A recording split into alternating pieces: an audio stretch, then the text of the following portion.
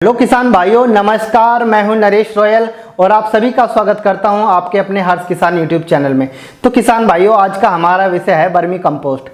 तो सबसे आसान तरीका वर्मी कंपोस्ट तैयार करने का यह है किसान भाइयों कि हमारे सभी किसान भाइयों के यहाँ गोबर तो पर्याप्त मात्रा में होता ही है।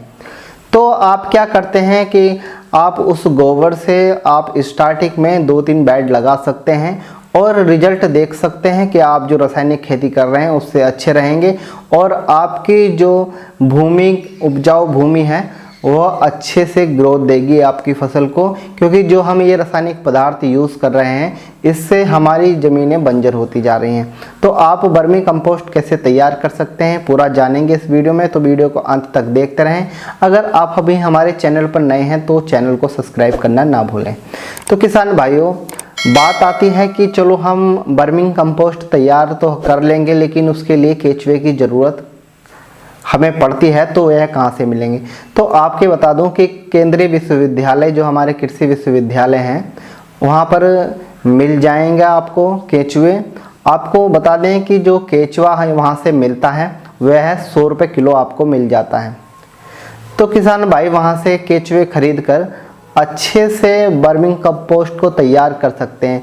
तो किसान भाइयों का एक ही ये भी रहता है कि हम चलो वर्मी कंपोस्ट तैयार करें, उसके क्या फ़ायदे हैं। तो देखिए, अगर हम अपने घर का जो हमारा कूड़ी का खाद होता है जो गोबर से हम तैयार करते हैं उससे जो है 3 गुना फ़ायदा हमें वर्मी कंपोस्ट से मिलता है।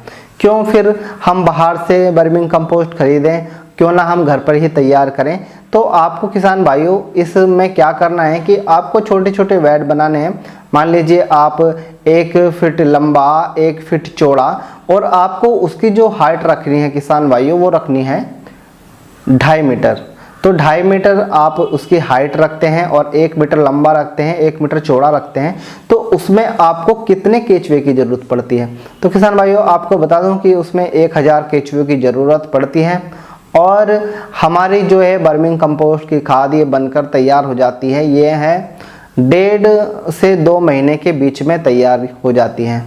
किसान भाइयों ध्यान रहे कि अगर हम वर्मी कंपोस्ट स्टार्ट कर रहे हैं तो वर्मी कंपोस्टिंग के लिए तो आपको क्या करना होगा किसान भाइयों, जो आपको जगह का चुनाव करना है, या तो वो किसी बाग में हो या आपके घर में हो, मतलब कि वहाँ छायादार होना चाहिए। अगर आप धूप के एरिया में करते हैं तो दिक्कत तो कोई नहीं है कि उससे फिर हमें ज़्यादा सेफ्टी करनी पड़ती है अपने केचुओं की।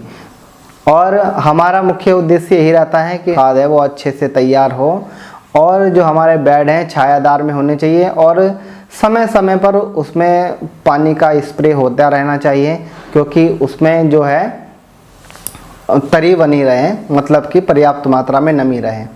तो किसान भाइयों अब हमने बात कर ली कि हम चलो कितने एरिया में कितने केचुए लगाते हैं और हमें उसका कैसे ध्यान रखना है। और मुख्य बात यह है कि जैसे कि हमारे ये केचुए होते हैं इनकी जो है मात्रा वो बढ़ती रहती है हमारे, तो हम जो आगे हम बेड लगाएंगे तो उसी में से हमको केचुए मिल जाएंगे। अगर फिर भी आप बाहर से मंगाना चाहते हैं केंद्रीय विश्वविद्यालयों से तो आप कृषि विश्वविद्यालयों से मंगा सकते हैं किसान भाइयों। और बात रहती है कि जैसे कि हम वर्मी कंपोस्ट जब तैयार करते हैं तो उसमें कुछ समय बाद जब हम पानी का छिड़काव उस पर करते हैं तो उस पर एक मोटी सी परत जम जाती है।